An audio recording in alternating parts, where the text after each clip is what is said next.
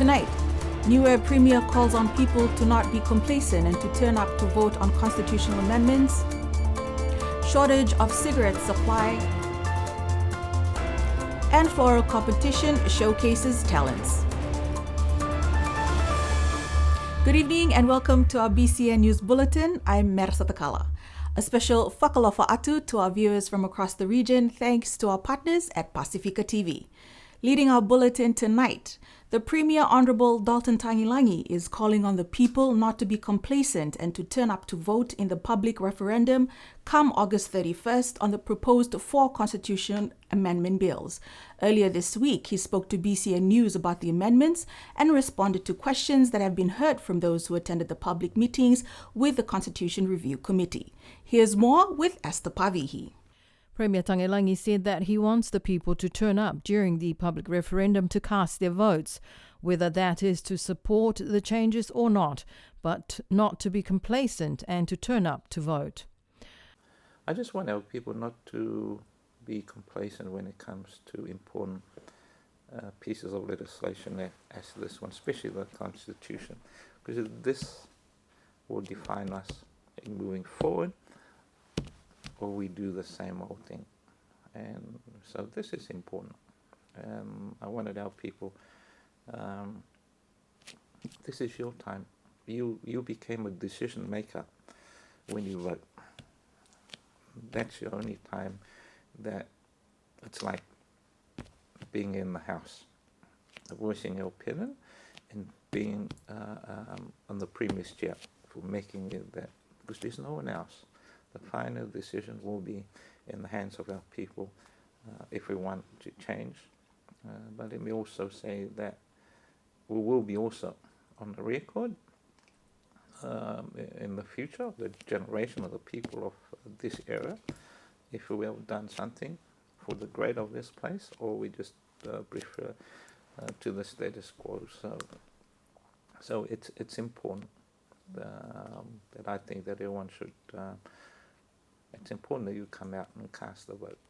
Premier Dalton Tangilangi was asked to comment on some of the reactions and concerns raised at public meetings with the Constitution Review Committee on the amendments to increase the number of cabinet from 4 to 6, with people wanting to know if the government will remove the requirement for the members assisting ministers, also known as MAMs, if there is an increase to cabinet. Premier Tangilangi said that the draft bills to repeal the MAMs from the civil list are ready should the vote be successful.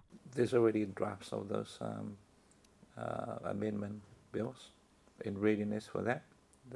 So that's already in place. You know, bringing 2 ministers, it will bring effectiveness to the cabinet table. And also, there will be savings, not like I don't know how other people think that it's going to cost more money bringing ministers. It's more money now for 4 MAMs than bringing the 2 ministers, because they still get entitled to their memo. It's just a top-up from that, the difference to the ministerial pay grade. On the public's concerns raised about extending the term of the Assembly from 3 to 4 years, the question was raised that perhaps the government ought to return to the 5-day working week if they are not able to complete their work in the 3-year term. Premier Tangilangi said that there are merits to extending the term, but reviewing the 4-day week is something he is always thinking about. By having the MAMs, as we all know, but they are the bridge from the minister and the ministries or departments. But that can be still be utilized in some other way, but definitely the positions will be removed if the people decide for an extra ministers. But yes, I think everyone still sits on the fence regarding the term and also the MAM's role. But they got like I said, it's just a matter of understanding of where we are moving, and always has been better to have not too many, but just the right to do with the workload within the portfolios that we got. So I think 6 it's a good number, and that's why we look at 6. We don't look at any more than that. The Premier told BCN News that he is always thinking about the health of the people, and given our small population and the multitude of tasks that falls on the few, he does not want our young people to burn out before it is their time to lead. But the government may have to return to a 5-day week. But I think by reviewing that 4-day, 5-day, I think it's no doubt if it's more people to service and more needs from the public, it's no doubt we might be back to 5 days. It's just unfortunate at the moment because everyone we have so many hats there that we have to sort of. I worried also about the health of the public service. Not only them, but also ourselves here. You gotta make sure that you're not overboard with your directives or with my things that we do to ensure that things will work out well if everyone's well and everyone's thinking, in a good frame of mind. And those are all things that I have to juggle now and then to start thinking about every day, and how we don't get to move too fast. That's great. We're exposed, as I mentioned, but in the end, it's going to come down to the people that's going to look after and it's going to run this place. So we don't want to burn out the young ones before they get to their time of their life that they should be taking leadership roles. So those are the things that's always in the back of my mind. The 4 constitution amendment bills will be returned to the Whanakipule for the 3rd reading on Wednesday next week, where they will also hear the report from the Constitution Review Committee about their public consultations over the past 3 months. Esther Pavihi for BCN News. And on our developing Starlink geoblog story from last week, after we ran the story, there were a lot of reactions on our BCN Facebook page comparing Telecom Niue internet prices to Starlink operations. BCN News reached out to Telecom Niue CEO Anurag Tandon regarding Starlink's operation, and here is his statement. Tandon states Telecom Niue acknowledges the government of Niue's recent decision to restrict the availability and operation of Starlink services within the country. As the primary telecommunications provider in Niue, we are committed to ensuring the highest standards of connectivity and service for our community.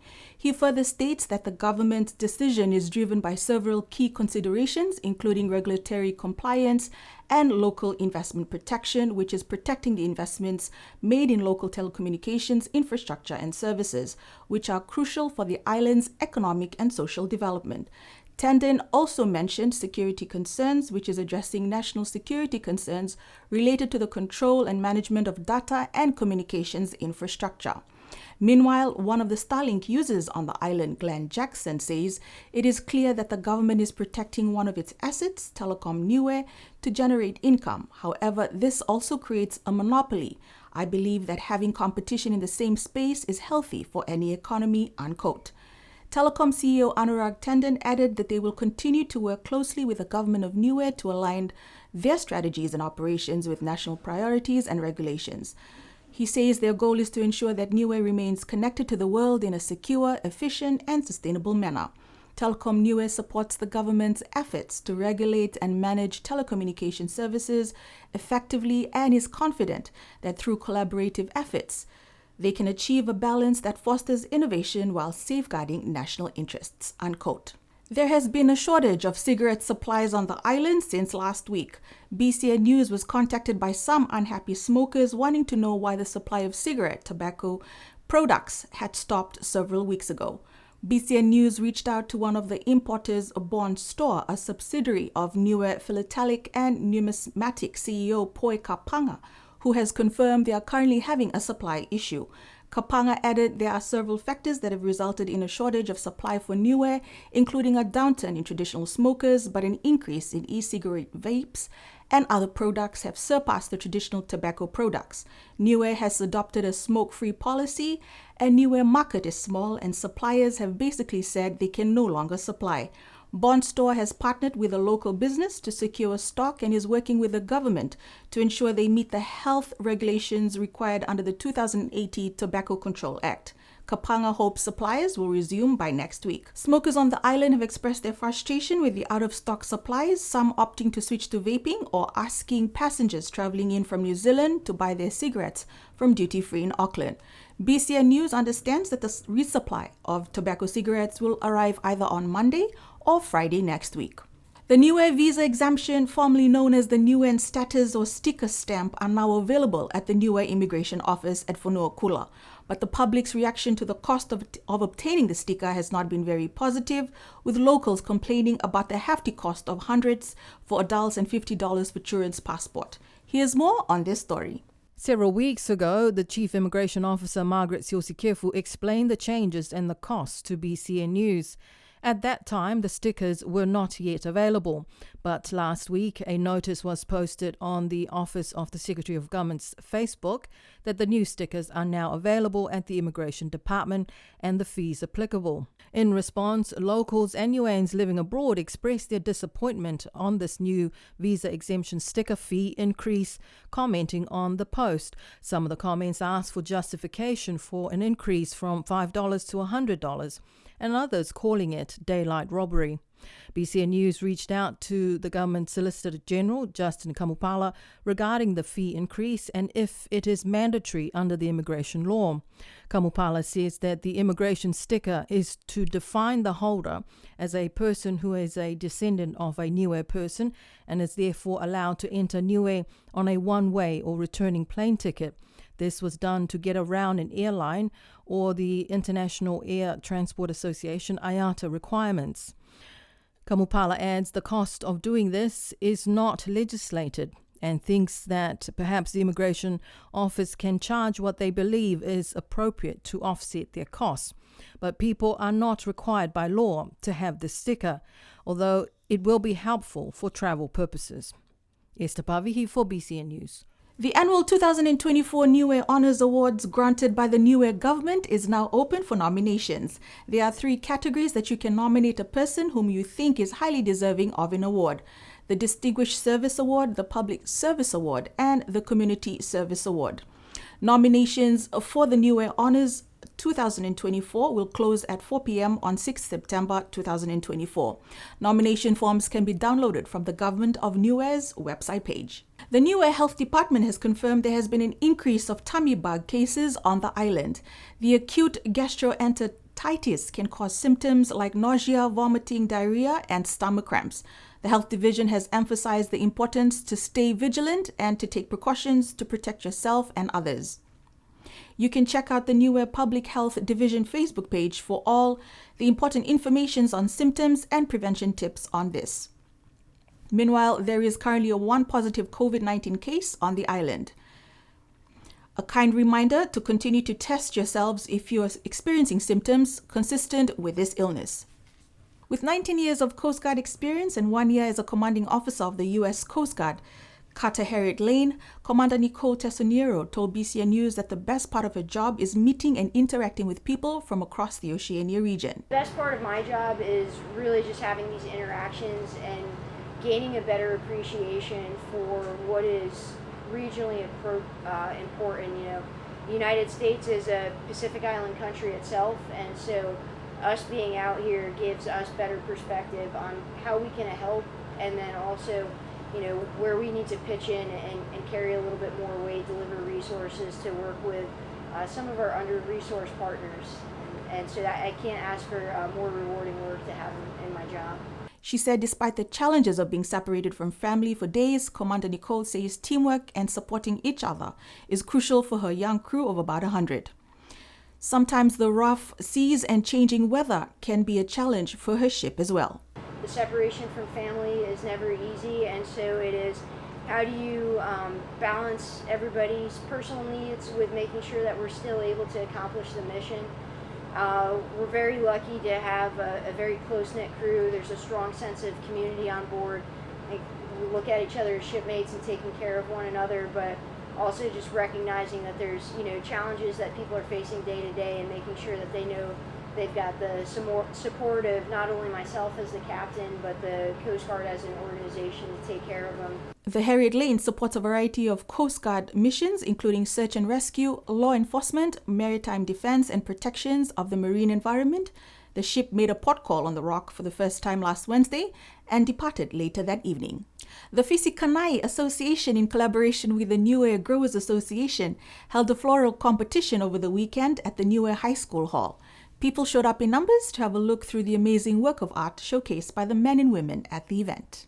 Fisikanai Vice President Lofa Misa says the floral competition is a build-up to this year's 50-year celebration, and they thank the Niue government for coming on board to sponsor them. We started this flower organization.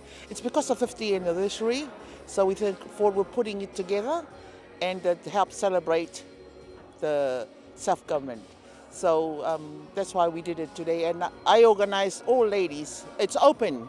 Usually we just open to the group, but today we open it to all the Niuean people to compete, in bringing in the bouquets. Misa shared more on the various categories for the event.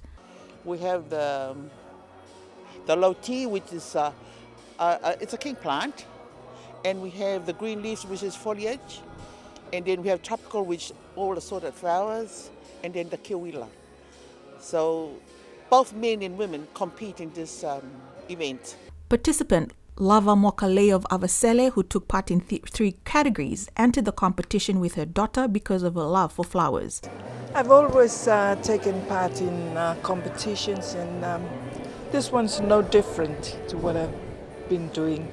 So it's really beautiful, wonderful for us, me and my daughter, to take part. And I thank this Fisikanai Niue for that. About 53 participants that included men were part of the event. A total of 8 judges took part in the show as well. All participants walked away with prizes during the show. In their Niue Football Association Facebook page post, the association thanked families and friends for coming out in numbers to show their support last Saturday during the 2024 Junior Mixed Futsal Tournament held at the Paliasi ground. This year's champion team went to Alofi Guns and Alofi Mako. The placings are as follows for the 5 to 8 years category. First place went to Alofi Guns, second Alofi Bullets, and third Aliutu Ungas. For the 9 to 12 years category, first place went to Alofi Mako, second Hakupu Thunders, and third place went to the Mutalau Blue Beans. The association thanked all of the sponsors who donated to the event. The new school term for all students began on Monday. BCN News wishes all our students another productive and enjoyable term ahead. Staying with education, choosing a career path is not an easy decision, especially if you're still a student. The Niue High School Careers Program has been running for a long time, when representatives from the government departments and the private sectors are invited to speak to the different classes about their work.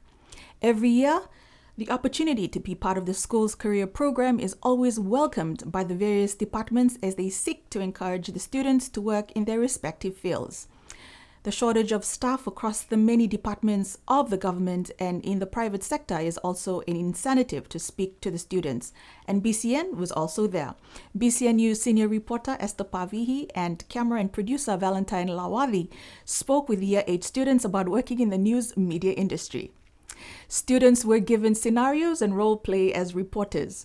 Pavihi was impressed with how some of the students responded to the questions and their performance at role play. Representatives from other government departments like Health, Police, NDMO, and the Chamber of Commerce were amongst others who took part at the school's regular careers program. Markings and symbols really give us a sense of pride and connection and carries our stories. These were the statements shared by renowned Tauranga-based artist Ayata Piotolu. With over 21 years of experience in tatau, painting, illustration to graphic design, Ayata Piotolu sat down with BCN News over the weekend to share about his journey and how it all began. The multidisciplinary Polynesian artist said his love for art started when he was a child. It's been 21 years as a practitioner of tā moko and tā tatau, and I started,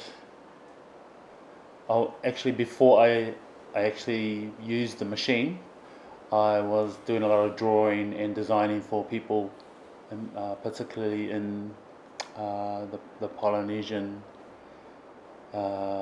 aesthetic of tattoo. My business is called Whekai, and I know Whekai carries negative connotations, but I feel that it's a name. I use this name as like a form of resistance. Yeah, we've been given this sort of name by Captain Cook, and it's like saying, well, what good can come out of Niue? These people are savages, but this savage is doing something good. He says the highlight of being a tattooist is seeing the smile on someone's face after they have been inked. The tattooist shared more on his genre of markings. Tā moko is genealogy, is history, bloodlines, heritage. But in our culture as Niueans, we don't have that verbal or written account of tattooing. And it's quite interesting because our Samoan and Tongan heritage, bloodlines, well, they have maintained that practice even through colonization. So I look at it as this practice of tatatau Niue is very new, and it's something that I'm pioneering and something that I'm quite passionate about doing. Ayata is Niuean Maori and was born and raised in Hamilton. He is visiting the Rock to hear and record stories from the elders so he can create new designs and markings specifically for Niue. His personal project will continue in Auckland, Wellington, Christchurch and Australia. It's a project where I'm just getting with people and listening to their stories. So whether they're of the older generation and they've been raised here on Niue, they may not have migrated like my father did to Aotearoa, to the land of milk and honey. But these stories I'm quite fascinated and interested in, and not only the older generation but the younger ones as well, who have been brought up here and who have experienced a lot of changes in the environment, in the village life itself, technology, stories of old that still relate to our modern day context. His advice to anyone out there or young people wishing to pursue a career in the art sector: just start is my advice, and keep going. If you're drawing, if you're painting, if you're in this space, creative space, keep going. Keep focused on what you want to do, but also through this medium of arts, we carry our stories. This is a vehicle for us to move our stories forward. We have all these old stories, but there are new stories, there are new lived experiences that we can carry forward in our art. And that's our news bulletin for tonight. You can join us next Tuesday for our Wakaha Bulletin. Until then, good evening.